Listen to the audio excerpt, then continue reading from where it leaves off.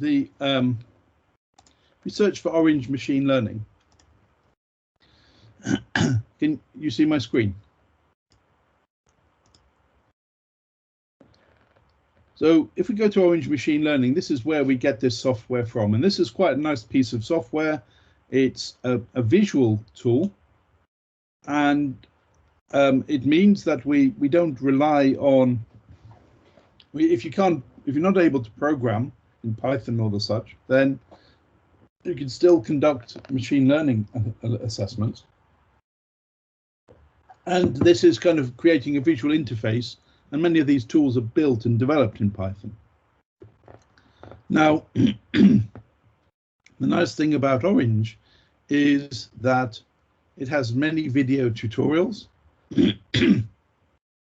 And so if we look at workshops, then there are online workshops as well. But there are there were text help, there was video help, there were video tutorials on this. So it's quite a useful technique to start learning about machine learning and some of the methods that can be used there. So I'll show you an example of this, and I'll build an application. So I have here a blank workbench for Orange. So as you can see from this, there are a number of tool sets that we can use. There are tool sets which you can download and incorporate for things like spectroscopy, bioinformatics, geographic data, single cell data. There are also, when it says bioinformatics, we can pull in data from things like gene expression omnibus, or we can basically incorporate database methodologies.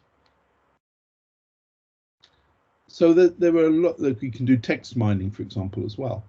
So there are a lot of potential tools which we can utilize here to achieve this.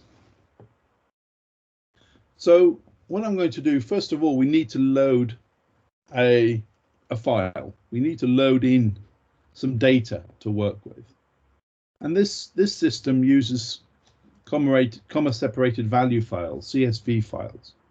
So I'm going to create a node called file, and I'll just literally drag that from our workbench here.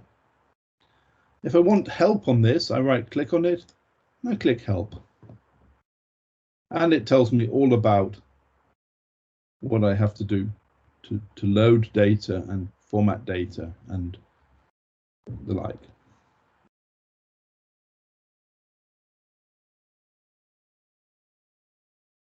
So that's the first bit.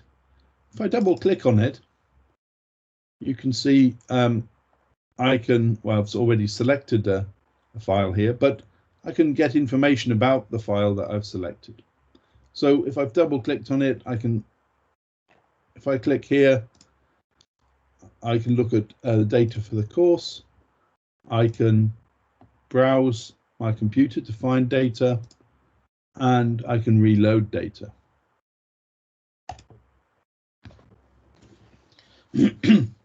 So that allows me to effectively set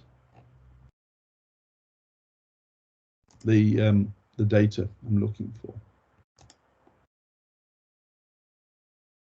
What's happening? Sorry.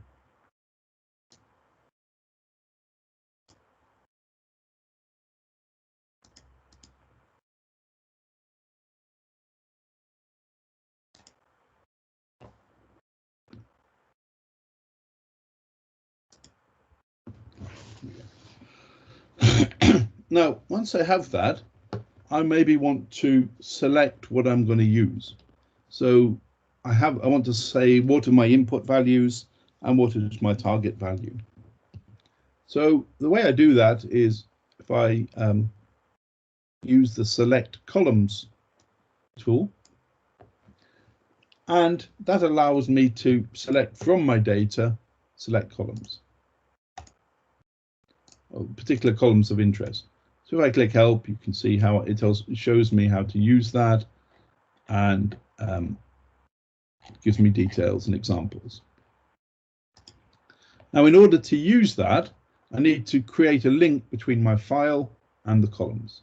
So the way I do that is I move my mouse over the dotted line here and drag, and that creates a link between those two.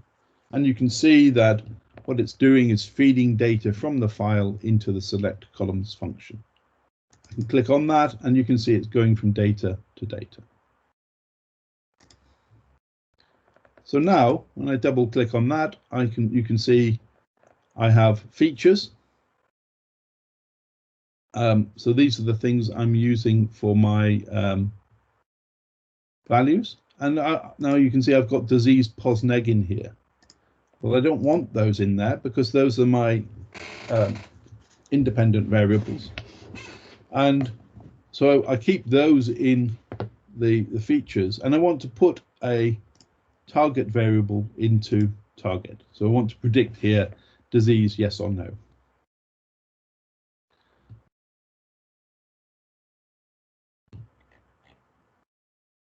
So I close that and just check that it's saved. Yep, that's saved.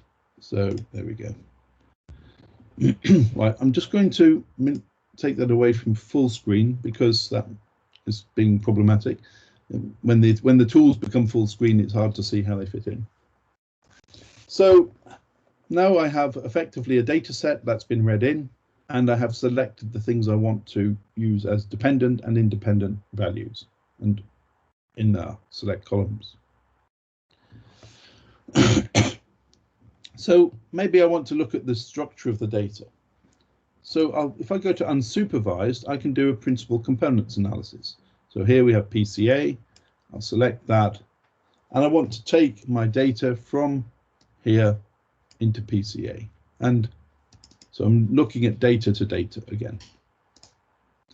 And if I double click on this, you can see it's immediately done a principal components analysis.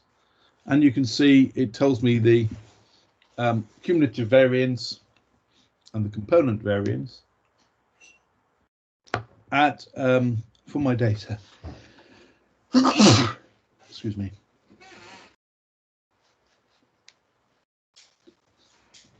And you can see here with one principal component, we're explaining, just drag this, one principal component explaining 44%, two components 68%, three components 84%, four components 96% of the variation. And what I select here will be taken forward for further analysis. So I'm going to select 3 for the moment because that allows me to visualize in 3 dimensions. So I want to take the output of this into a data table because I want to be able to look at it in a table. So if again I select the output of that and put that into a data table, you can see I've now got the data for my principal components. And I've also got the variables that are in the data as well. So now I can do something with those. So I can, for example, scatter plot those. So if I click visualize and then take a scatter plot, I drag from one to the other. Now you see here, it's come up with a dotted line. And that's something to bear in mind. When you get a dotted line, it's suggesting that there's an error or something needs sorting. So if I click on the dotted line, you can see now I've got selected data to data. But what I want to do is go from data to data. So if I click data to data, so I click on data, hold my mouse down and drag, and then let go on data, then that fixes that problem. The lines are now not dotted. And from my principal components, you can see where now I've got the separation of the two classes, which isn't very good, I'm afraid. here in the first two principal components. So that is a way allowing us to visualize the data and allowing us to visualize the first two components of that. We can do things like looking for informative predictions and score plots, but I'm not going to go into that here. But we can also take those elements and we can change the features of the graph.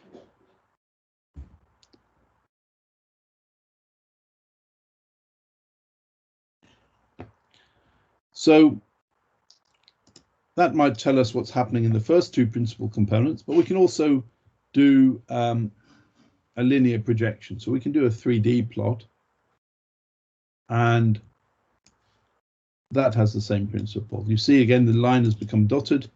So I want to go from data to data. Oops. Click OK. And now you can see I've got a 3D plot of the data. And I can move that around. I'm not sure if I can rotate it.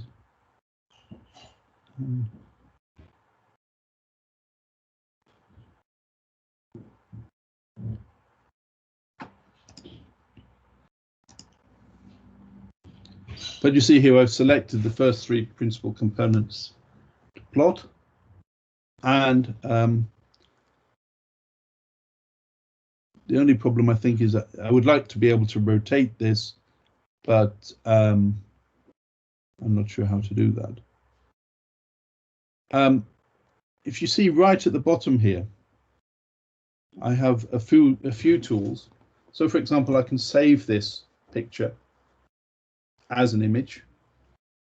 I can report, I can set visual settings, and it tells me the number of parameters that are used in that, number of and replicates and instances.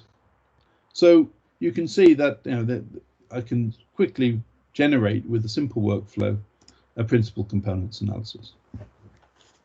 That's not as such machine learning, it's a way of visualizing data. So I want to look at some alternative methodologies. So another form of an assessment of data is, if we go to unsupervised, is a clustering, hierarchical clustering. So to generate a hierarchical clustering, I need a distance matrix between every point in my population. And you can see here by clicking on distances, I can generate that, and I can use a range of different measures to calculate that distance. I can also select based on rows and columns. So for example, it may be that I want to look at this clustering of parameters such as proteins, or I maybe want to look at the clustering of individuals. So I'm going to stick with rows and Euclidean distance as a standard at the minute. But again, so if I drag from the data here to distances, if I click on it, I don't see anything, but then I need to use those distances and I can use them for various things like k-means, correspondence analysis, but I'm going to use them for hierarchical clustering here.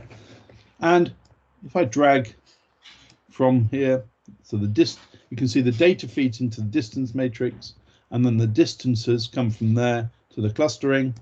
You can see now that I have generated a hierarchical clustering map. I've used complete linkage here. I want to zoom out. I'll maximize that to show it.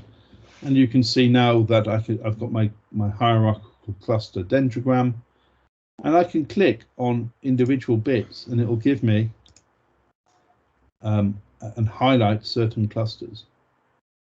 So for example, that.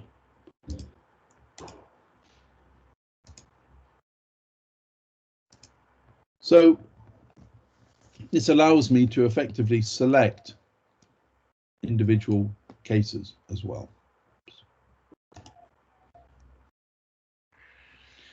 So that's doing the hierarchical clustering, but that's also not a form of machine learning.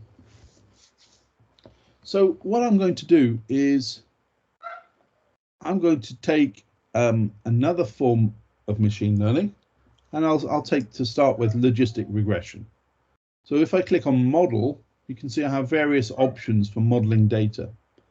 I have some common machine learning methods. So for example, I have tree methods, I have random forest methods, I have support vector machines, I have linear regression, logistic regression, naive Bayes, AdaBoost, neural networks. Now, many times we get asked the question, well, why didn't you use this method or that method? And it can be quite a hassle to run a separate method, to code a separate method, and then try that out for your particular data set. Whereas what we can do here is quite quickly generate a workflow that tests different methods. So for example, if I take a logistic regression, and I'm going to take the data from here, then I immediately can run a logistic regression on the parameters I set. And but I will need to evaluate that. So if I click on evaluate, you can see there is a tool which is called test and score. So if I take the output from my logistic regression and take that to test and score, but also I need to take my data because I need to tell it what I'm scoring, then immediately by clicking on that, you can see that I am able to test the logistic regression method, and I immediately get an area under a ROC curve, and I get a precision and a recall value. Now I can do various things in here like cross-validation, leave one out, training data, test data, selecting the target class, looking at model comparisons. So I can do quite a lot with this, but it's fed, the key point here is it's fed into a workflow that I've generated on the screen.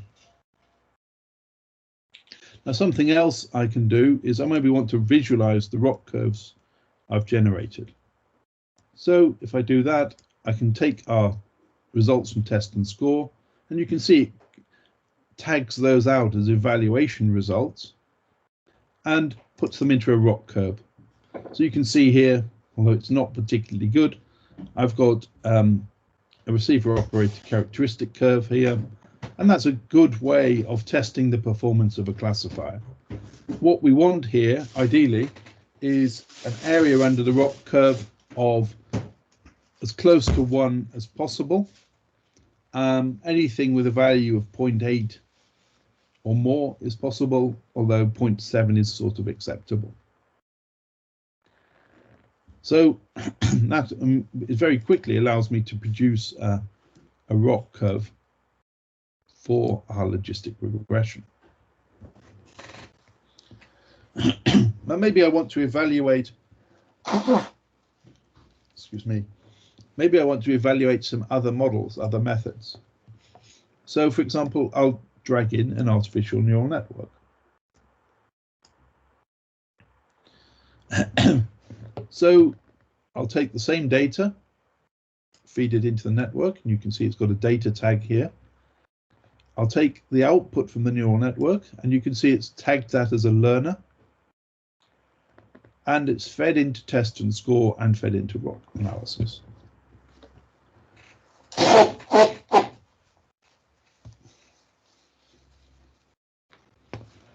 So now if I click on test and score, you can see I've got a performance of the neural network, which for this data isn't very good, and I've got precision and recall. And I can compare that with the logistic regression. So if I look at the ROC curves now, you can see that I get a ROC curve, and actually there's probably not that much difference between these. So for this case, we've now looked at logistic regression and neural networks and tested the results and produced a ROC analysis. So let's try something else. Let's try a support vector machine. So a support vector machine tries to find a vector that separates out our two classes through hyperdimensional space. And that vector can be linear, it can be polynomial, it can be a radial basis function, which is a sphere, and we can select that in this. So for example, now if I drag the values from that, we have data coming to our support vector machine, and by clicking on this, you can see I can select the kernel, which is whether it's linear, polynomial, radial basis function, or sigmoidal. And from that, I can then test that model in our test and score. And you can see the SVM actually does pretty well on this data. If I look at the evaluation results, you can see that for this data, a ROC curve is much better. And I think we have a value of 0.6 there. Let's just increase the size of that. So we can get the area from here from test and score, and you can see the area under the curve is that there is 0.786. So we'll also try a random forest as well. So we can, in our random forest, which uses a number of decision trees, we can effectively, it's an extension of cluster analysis, which allows us to decide which branch a particular individual class belongs on. And we can develop rules that build that, but then with a random forest, we build multiple trees that randomize the data and see where we get. So you can see here we've got 10 trees. I'll bump that up to 20. You can select the tributes in each split, and you can set that you. You can also prune the tree, so you can set the depth of a tree and limit that. So from the random forest method, we now can see that the random forest is doing much better for this data than the support vector machine. If I look at the area under the ROC curve, this is the random forest, and that does better than the SVM as well. So having told you in my lecture that neural networks are a good way to learn, I've actually just demonstrated for this data, which is a very small and artificial data set, that actually random forests are better. But from experience, when I'm looking at high dimensional omics data, then the neural network method comes out better there, because it can cope with the complexity of that, whereas this is a very simple demonstrator. So please don't think that these results are reflective of every situation. But what it does demonstrate is quite quickly, and it's taken me about 20 minutes to do this, I can test a range of different algorithms side by side data set, and I've not needed to program anything here. I've not needed to hard code anything, and just by simple tweaking of different features, then I've been able to test that out. I'm just going to add another approach, which is naive Bayes. So this uses a probabilistic framework to predict whether adding something has a benefit to the model, and from that working out whether probabilistically a feature is contributing to the class. So that gives me another performance measure, and you can see naive Bayes doesn't quite do as well here as the other. And again, from the rock curve, I can see where that fits. So I've now got these 5 methods, and I want to see whether these 5 methods are better on their own, or whether if we take effectively a vote from each one of those, whether we can identify if the collective result is better than an individual result. So I do this by a process called stacking.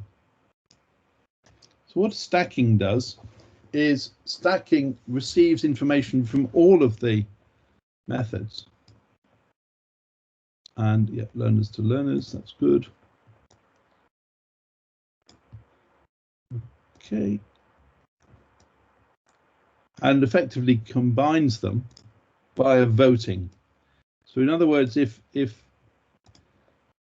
4 out of 5 of these methods in this ensemble actually say it's this thing, then it will go with that. So it goes majority. So it's quite a simple tool. All we call it is stack. There's no settings as such, but it does do that combination.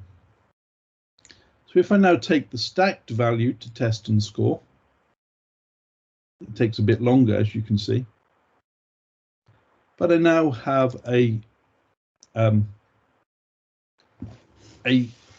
combination result. So you can see now actually that the stack doesn't do as well as the random forest. So that suggests that there might be some conflict between the other methods here and the random forest. Normally we would expect the stack to do better, but in this case the random forest has done better. So if you like, I think there might well be a conflict between those features. I'm just looking at model comparison by AUC. It's supposedly showing a table. So interestingly, if I look at testing on the training data, then the net random forest is more or less 100%. If I look on test data, I haven't set that out yet. So let's do a random sampling. Cross validation, test data. No.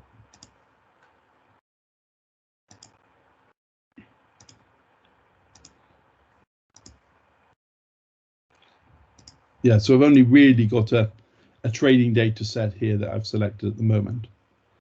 I think I'll probably have to go to my individual classifiers and set those, or select it at this point. But the point I'm suggesting here is that we've developed this workflow quite quickly, and we are able to test different approaches. Now, this doesn't parameterize in any way as such. It doesn't allow us to select combinations. But you see what I could do here. So this, where I click on select columns, I've got a particular set of inputs in our data that are of interest. Now,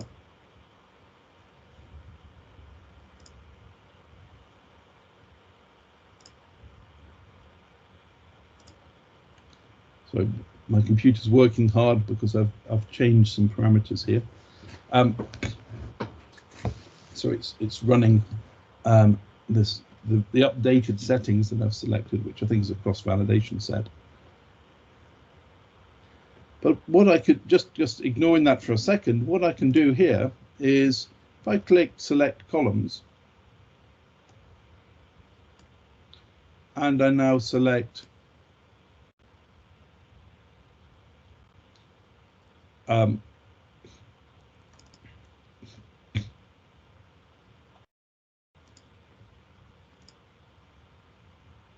It's not doing it because it's running. But what I can now do is in select columns, change the parameter set I put in, and I can create multiples of select columns.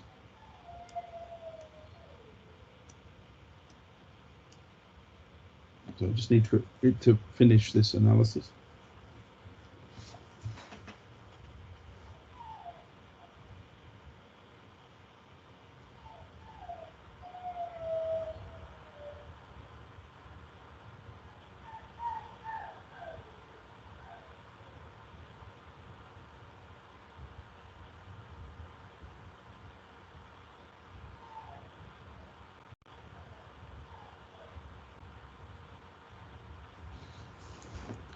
So we're on 94% now, so.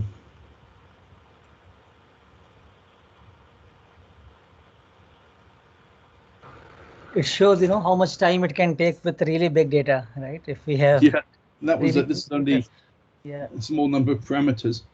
So actually using that, and with now I've stratified them for a cross-validation set, you can see that the stack actually now does better. So this is better because it's generalizing the model, if you like. So what I've done here is I've created now multiple column selections. So for example, I want to remove that. I want to remove that. Maybe I just want to try out 3 different parameters and to predict disease positive negative, or 2 different parameters to predict disease positive negative. So I've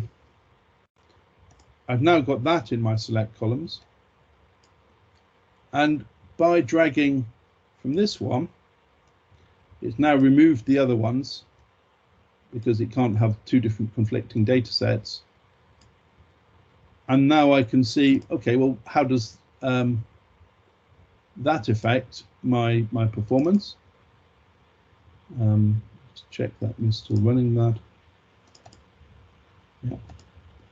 Yeah, so it's run it, it's stacked it, and you can see now that actually by using fewer parameters in this case, our model isn't doing as well. And if we look at test and score, you can see that the performances have dropped. But you see, by setting up different repeat experiments, where I use different things,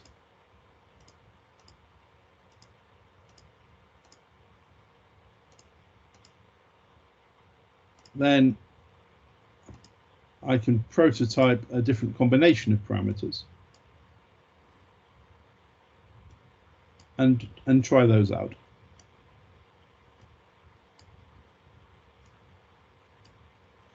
So that allows me to quickly identify different combinations.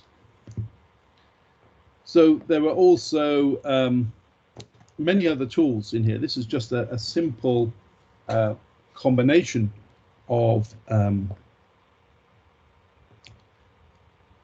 to show some machine learning, but you can see things like we've got data samplers in here, so that will randomly select a subset of data.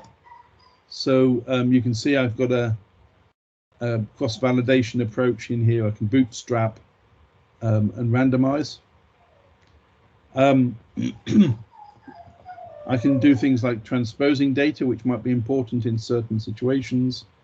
I can use feature statistics, so I can get things like a summary of all the parameters that I have. So if I take, for example, that, I can now get. I'm not sure when it's not too enough. So you can see I can look at the distribution of my different individuals in the population, and I can see how they're split between positive and negative. So that's quite a useful visualization tool. I can see the centroids, the dispersion, the minimum, maximum, the percentage missing. So that's quite a useful tool to conduct around the analysis that we're doing. I can check for outliers. So if I drag that there, then I can look at outliers based on here on the Euclidean distance. And if I take that into a data table, outliers.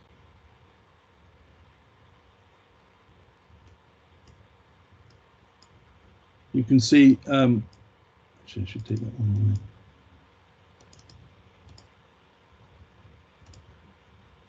So if I take those two into here, inliers, outliers, okay, then I should be able to see and I don't think I have any outliers.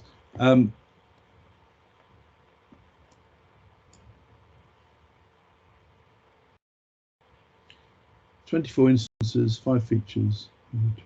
Okay. So I'm just going to get rid of this. And just look at the outliers.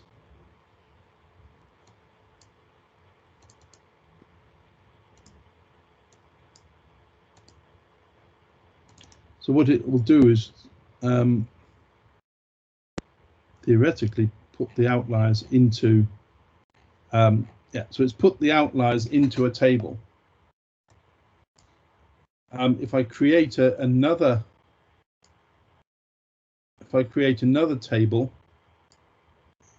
from here, I can create a table of the inliers, and you can see there's a lot more here, but immediately then this method has cleaned up my data.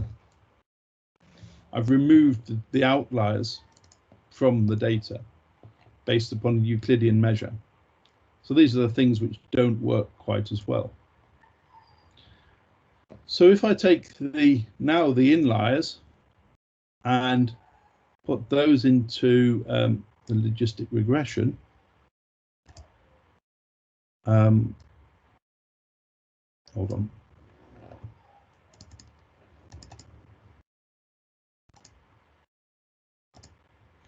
So I need to take those into the selected columns. So I'm just clearing these ones out.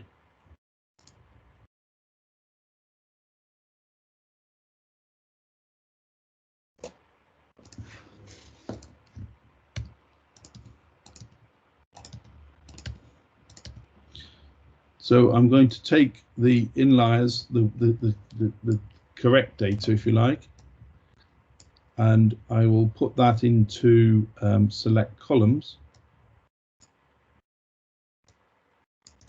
Let me do that. Hold on.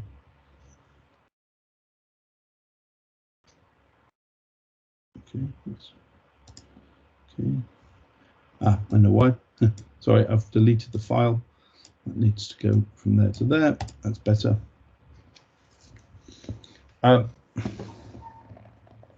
So thinking about it temporarily.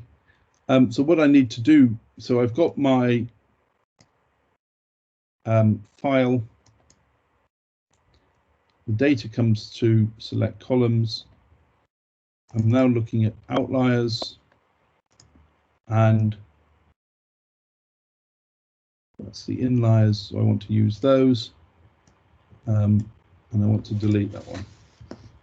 So what I've done here effectively is cleaned up the data, and now I can hopefully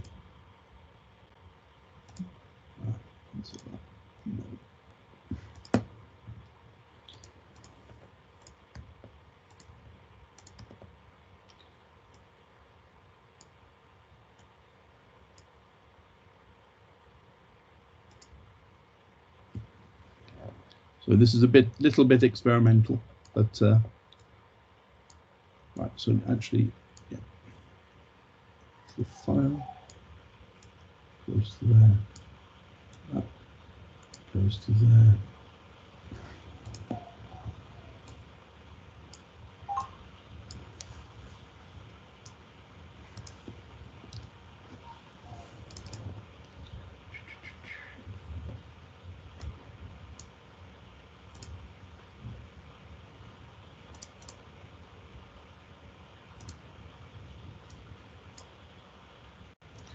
I see.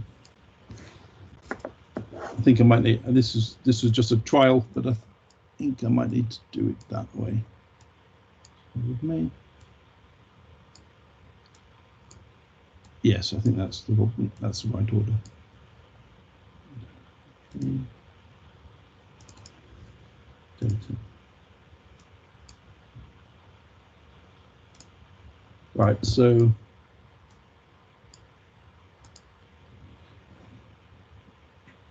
doesn't it like that?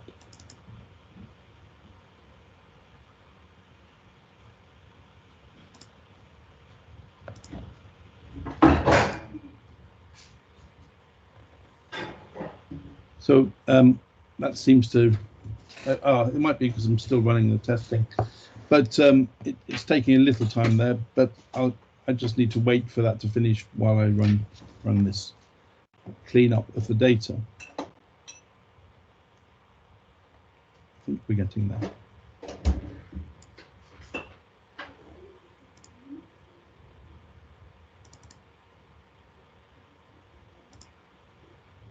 Right, yeah, that seems to be working now. Okay. Yeah. I don't think it liked it because I was running simultaneously the analysis. So now what I've done with this outliers approach, it's taking a time to run, is I've taken my file, I've cleaned up the data, I've selected the parameter I'm interested in, I've identified outliers in those parameters, and that uses a Euclidean distance measure, effectively a clustering, to pull out things that are not sitting in the central point of the data. And once I have that, I've then fed that cleaned data into the different methods, and it's now running that assessment of the data in order to see if we can improve the model. And it's working through its way through that, and you can see now that it's taking a little bit of time, but we can see how that affects the model performance once we've done that. So again, this is another set of tools here. If I just move to visualize, you can see that we've got many different ways of visualizing. We've got tree viewers, box plots, scatter plots, heat maps. So we can, for example, see by taking from our hierarchical clustering whether we can generate a heat map from the clustering. In model, this is our machine learning supervised approaches, if you like, or our modeling approaches. And in this, you can see a range of tools, but we can also save our model and load our model. So if we find that something's working particularly well, we can, save that model and load it at a later date, or in fact load it into another part of a workflow. So evaluate, this allows us to test, predict, generate confusion matrices, do ROC analyses, lift curves, calibration plots. So for example, confusion matrix, I'll put there, and we'll drag the results out of that once we have our model to see how we get on. We're nearly finished with the modeling. So, for example, now if I look at test and score, not sure if it's any better. I'd need to compare between the two.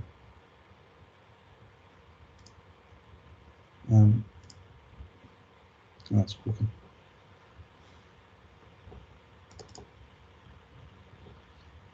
So this is marginally better, I think.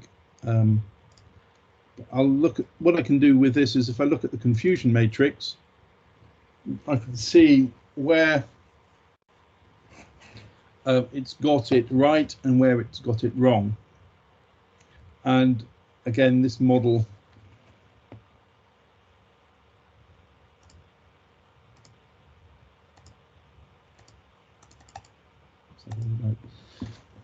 isn't doing particularly well. So you can see 626 were correctly predicted as 0, but you can see 222 were false positives. So they were, false negatives. So they are actually a 1 disease, but they were predicted as a 0. So this is suggesting that really that this data isn't particularly good, or our models aren't particularly good. We can, if we want the instances of that, we theoretically, I thought it said it, we could do this. We could select the ones that are correct. But maybe if we go to data table, for example, we can take the results. And we want selected data, okay. So I think we can then see the results from our analysis in this table, and which ones are 0s and which ones are 1s from the different methods. I think these are just selected as 0s at the minute. So if I click on this and select these ones, then that should show me, yeah, these have been predicted as 0s, but we know they're actually 1s. So we can see which ones it gets it right for and which ones it gets it wrong for. Okay, so we've demonstrated a number of methods. The cleanup I need to look into to see whether it works, but in theory we should be able to pull data from that and clean up. We've demonstrated that this data is particularly bad, so that's what it is. Other things we can do, there are various visualizations, there are various modeling tools.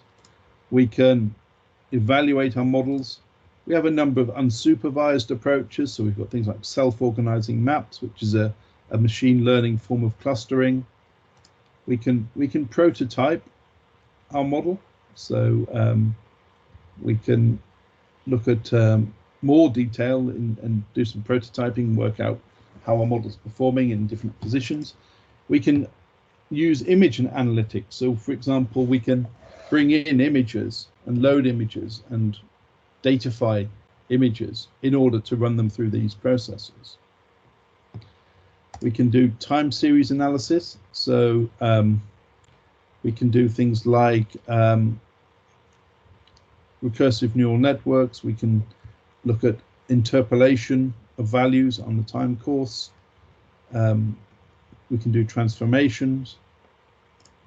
Textable is something quite new in this, but this is quite interesting if people are interested in text mining. And you can see there are various ways of loading data in, extracting data, tagging data, extracting terms, and so on. So textable is kind of a pre-treatment, and then we can take that into text mining and actually start to do things like pulling out things like sentiment, or we can pull out understanding, if you like, through Corpus Viewer, the text, information from the text. What's also relevant to biologists is increasingly we have single cell data sets. And from here, you can see that we can identify the data set to use. So we can start to do single cell data mining, single cell machine learning by pulling in particular data sets. And,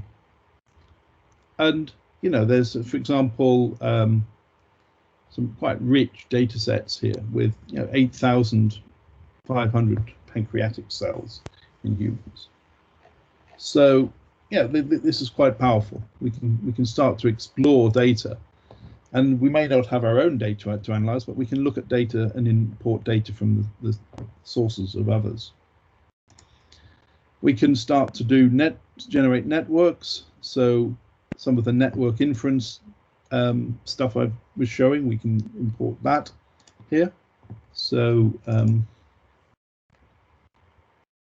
we select a network file. I think it's imports as a CSV.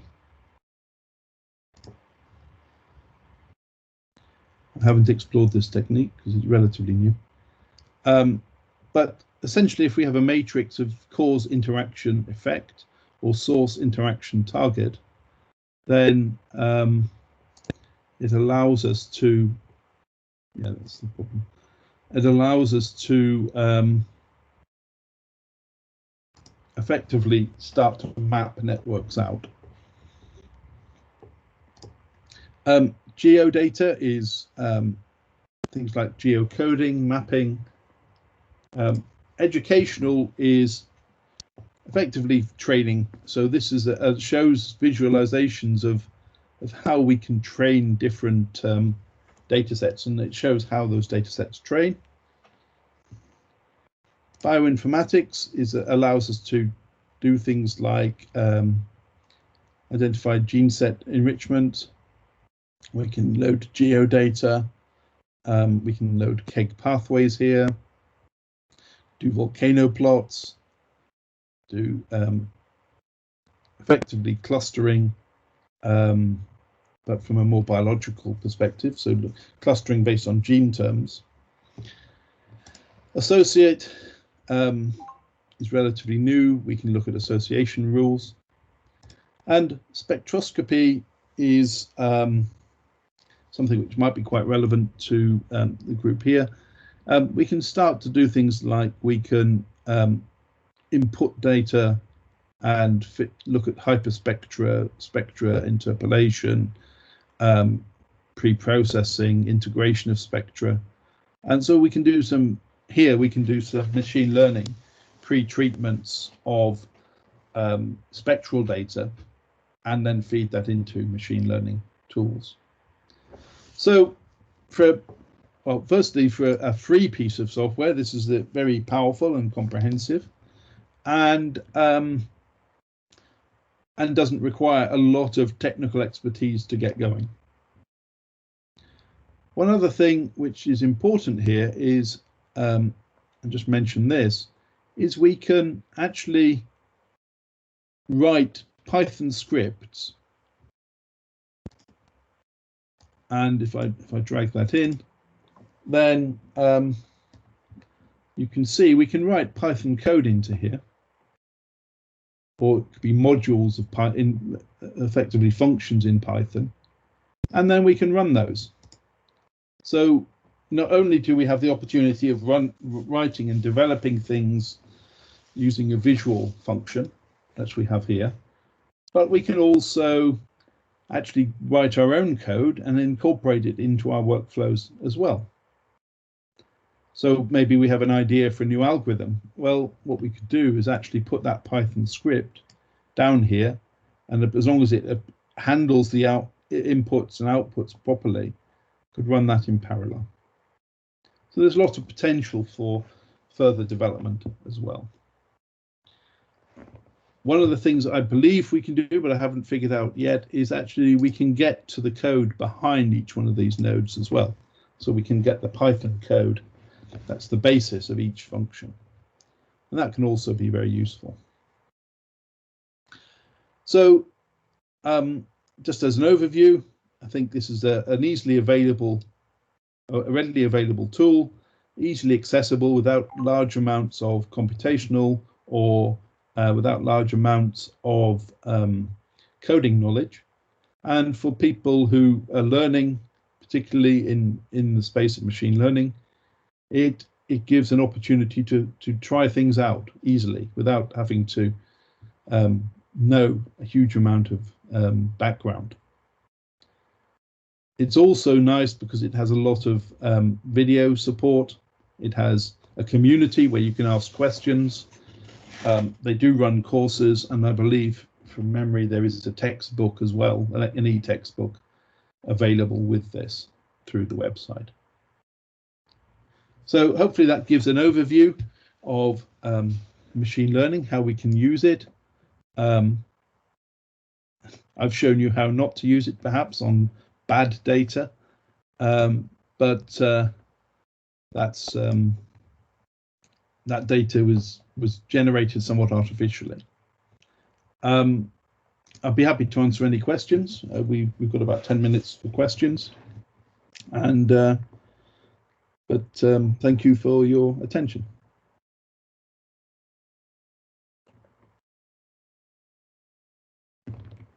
Yeah, Graham, thanks so much for wonderful session and very nice demonstrations.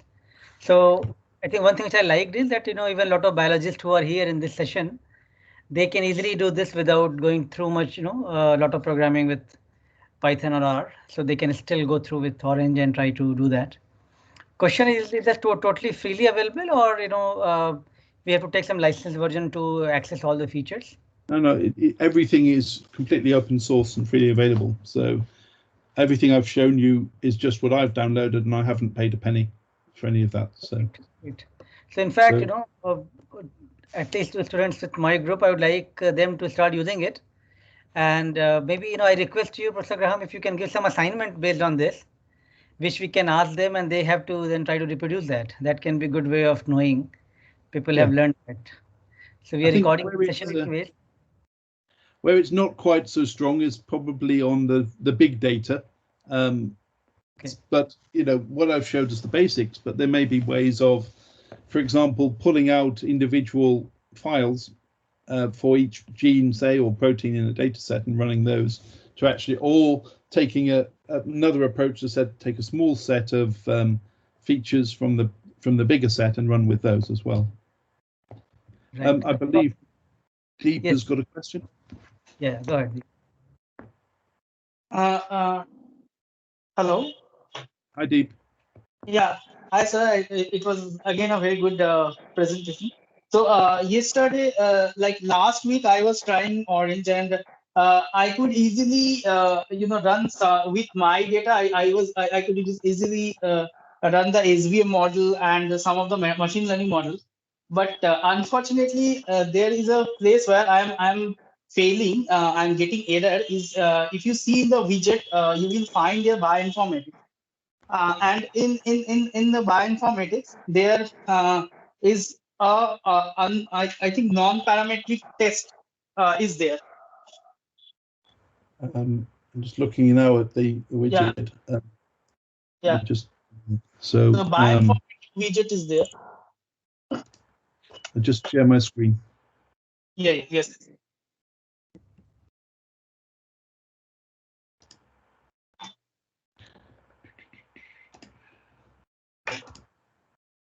Okay, so yeah, the bioinformatics widget. Right, sir. So in that particular, there is a differential expression you can see, right? The kind of a Gaussian distribution. Yeah. Yes. Yeah. So if what I was doing, I was selecting the column and trying to do the. So if you select your coding method, the drop down yes, this one. The scoring method. Yeah. So here there is man Whitney U test is there, right? Which is a non-parametric. So, but I was trying to do it, but somehow I was getting multiple errors, and it was not happening. And I was using P cross N matrix only, the groups where I have selected the columns also. And on the same data sets, the other machine learning, all the like the random forest and other widgets were working fine. But this was not not at all working. I tried to see the help also, but somehow I couldn't complete that. I was getting errors. So so if you could help me, then I can share you one of the files, and that is where I was failing. It's a small thing, but still I was not able to do that. Yeah. So I mean, I don't tend to use this software for pre-processing. I would probably use another statistical package. Okay. But if you send me what the output was, I can have a look and see what the error might be. Often the errors that I tend to find creep in are usually with the way the data is presented to the widget. So, and it might be that the best way would be to contact them and just see if you're presenting the data in the correct way or if there are any known bugs in that module. But the other way of doing it, I guess, would be to do it in a spreadsheet type sort of package, or to do it in R, or to do it in Python with the right module. But for this, I can see why you're using a Man-Whitney U, because it's non-parametric. But I guess there is. I just need to understand a little bit more about how, whether you were taking the data straight from Geo into it, or whether you were putting a separate file into it. No. So I was not using a Geo over here. I was just taking one proteomics data set only. If you remember, we were trying to include both statistical approach and also the ML approach to do a ranking feature. So same thing I was trying to do it here also.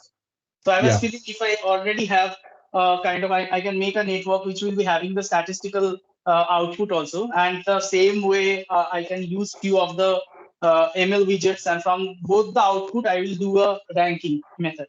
But there only I was failing in the non-parametric analysis. So I've just tried it for this data.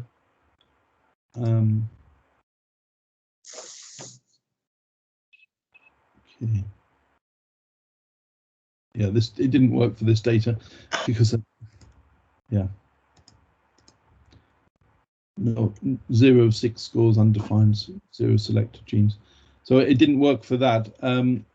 But it did work in terms of it ran the process. I'm just trying to work out how it receives data. Let's have a look. I guess we can perhaps discuss this offline.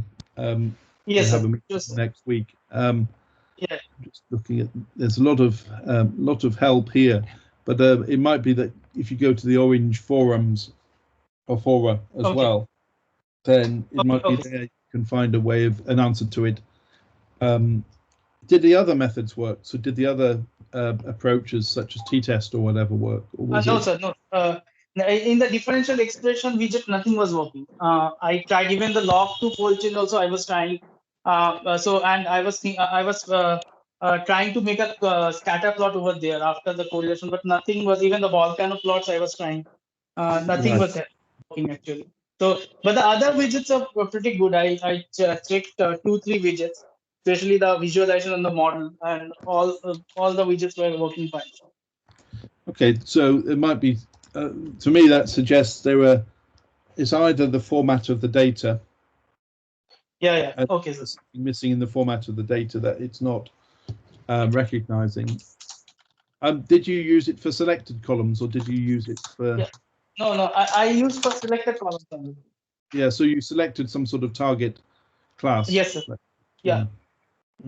So I used PC over there, and from there I chosen some components, and in those components I was using. I was just playing with the parameters, but it was not working.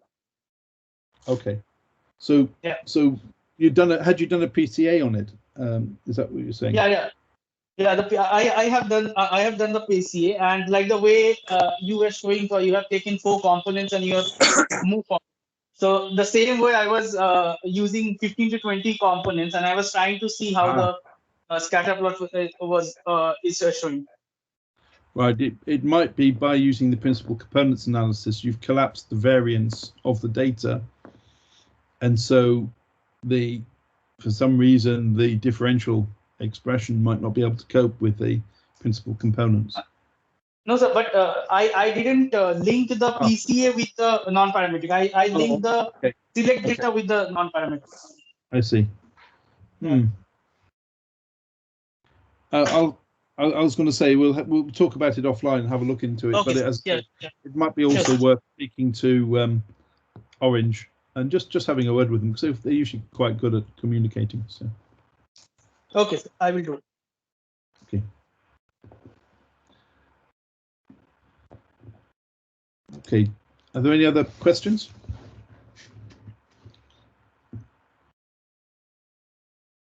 Yeah, Jyotirmay, go ahead. Sir, for the stacking, we are taking the inputs from all the models, right? Yes. Yeah. So you told, suppose there are 5 models, and out of them, if we are taking the majority of what, suppose 4 out of 5 gives them majority one. That's what we take in stacking, right? Yeah. So what stacking does is it looks at the output of each of the methods. Yes. Or each of the models, and then combines them together to see if we get a better performance. Now, what I wanted to ask is it necessary for taking all the models into stacking? Suppose No, there are 5. No. So what we could do is what we feed to stack, we could, let's say we want to remove naive Bayes. So if I just delete that, I'll just show, make sure that I wasn't showing my screen.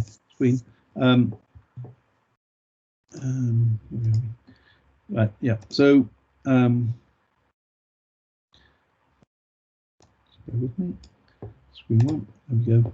So if you can see what I've fed into the stacking, so while I wasn't sharing my screen, I deleted one of the links, and maybe I want to delete that link. So now the stacking only receives information from 3, and so I can see whether that. Well, that looks exceptionally good, but I think it's probably because I've done something to the data. But you can see I can select what goes into stacking, and I could theoretically, if I go to is it evaluate, visualize? No, it's model. So if I take another stacking, let's see if this works, and maybe learner, okay, and learner, okay, and I put those into test and score. Yep, that's worked. So now you can see I've got 2 stacks, but those stacks receive different information from different learners and different machine learning algorithms. Notice there's perhaps a slight bug in here in that it doesn't name the stack. But if let's see if I can rename this. Rename stack.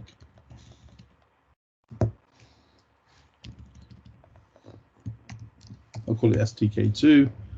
Okay. Does that update? No. Okay, so that's actually a slight bug in their system, in that by renaming it, it doesn't reflect that in the name of the list. But if I took one out, for example, I can see I've got 1 stack, that gives me 1. If I add that one back in and take that one out, oops, still running. Then I've got now the 1 stack in there gives me that performance as well. But for some reason, the name name of the stack doesn't track through to the test and score. But yes, you can put whatever you like into the stack. Also, for the random forest model, on what basis do we select the number of trees and the depth of the trees? So for the random forest, then again, there is no right and wrong answer for that. I think that it's a fine line, and again, it might be worthwhile experimenting with that. But generally speaking, we want to keep some level of simplicity in the tree, because if we have too complex a tree, then we end up with a very non-reproducible tree and a tree that doesn't produce generalized results. So what I would say is initially let the algorithm decide what sort of depth and number of branches, because there is some element of that in there, but also then experiment with increasing and decreasing the number of branches and the depth of the tree. But the problem is that if we increase the depth too much, then every individual case has its own large branch, and that doesn't give us generality. Whereas, so the idea really is to keep the number of branches minimal, but while maintaining maximal performance. Okay, sir. Thank you. Because a simple tree is easier to interpret, and there's all it's talking about generalization, the ability to predict for unseen cases. Well, a simpler tree is easier to generalize than a more complicated tree.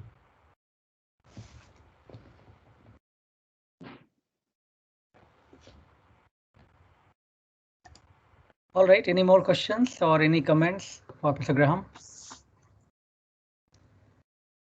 Okay, if not, Graham, thank you so much once again for the wonderful lecture and very informative session. I'm sure many of the students and participants, they will take some of the knowledge back from here and they will start using these tools. And we are, of course, there and helpful to provide them more data if they want to practice further. So yep, I'm happy